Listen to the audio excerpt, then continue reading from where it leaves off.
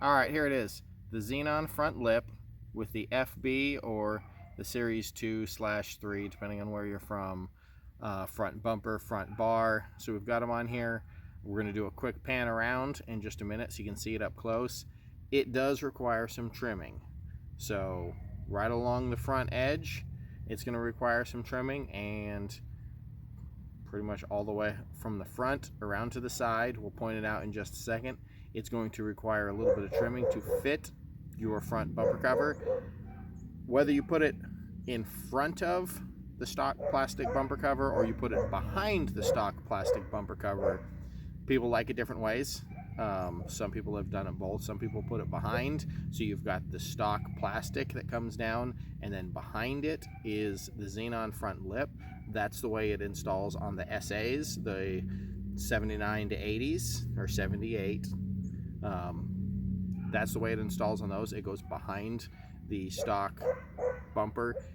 You can do that on the FB bumpers. It requires a little bit of trimming, or you can trim it a little bit more and put it out to the front, like we've got this one here.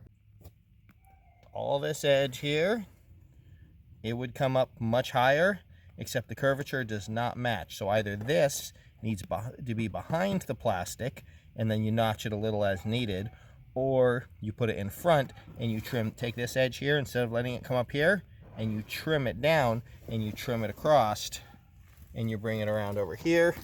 You trim for here a little bit, and then you're gonna have to trim this down to get it to sit right where you want it to. It requires all this trimming. If you put it behind this, this doesn't need to be trimmed the same. There's less trimming, yet you do have some interference down here where the stock valance underneath this bolts to this. You've got your nubs back here where it would bolt up here and here. You're going to have to trim for that. Either you're going to have to trim it off of this, or you're going to have to trim this for clearance. So as you can see, it does require a little bit of trimming. It's not a perfect fit for the SA front lip on the FBs. It is absolutely doable. It is not a big issue one bit to get that to fit on here, Not a big deal. You can absolutely do it if you've got a little bit of skills. Now, I realize this is not a stock body car. We had it over on the other FB for some pictures. That one is not in great condition.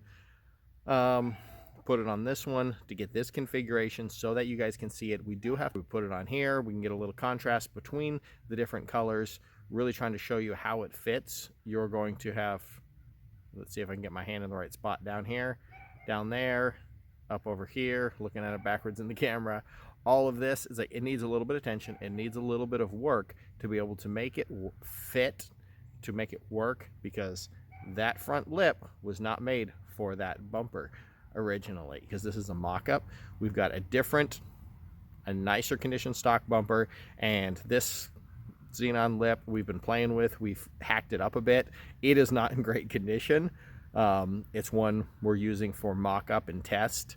So we're going to make a new one for that. We're going to get another, we've got another one of these bumpers, and we're going to put this whole setup on the car and get this car back together and get it running pretty soon here, so you can see it finished. Also, with this wide body on here, as you can see from the front lip to the wide body, where we've had this wide body trimmed for the other front lip, so it matched up nice.